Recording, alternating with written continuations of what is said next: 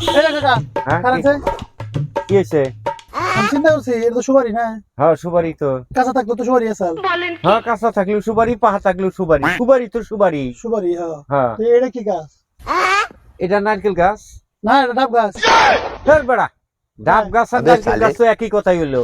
না এক হইলো না তো, এটা তাহলে কি হইলো? এটা তো সুপারি, এটা যে পাকছে, পাকলেও সুপারি, কাঁচা থাকলেও সুপারি। এ তো ব্যাককেলের পালাই পড়লাম রে।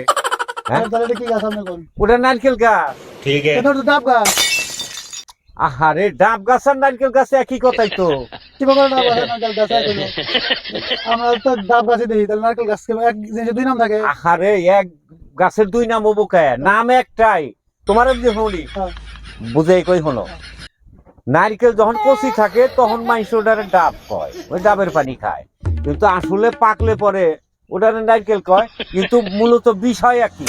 তা এটার নাম কি হবো তাহলে? এটা যদি কাঁচা থাকে তাহলে কি হবো? এটার নাম কি হবো? এটা কাঁচা থাকলেও যা, পাকা থাকলেও তা, সুবারি সুবারি। সুপারি সুপারি হ্যাঁ না, তাহলে ওটা ডাব গাছ। ধর বেটা, যা। কাকার কাছে বুঝতে আসলাম, কাকা খালি জারি দেয়। আমার মনে হয় ডাব গাছ।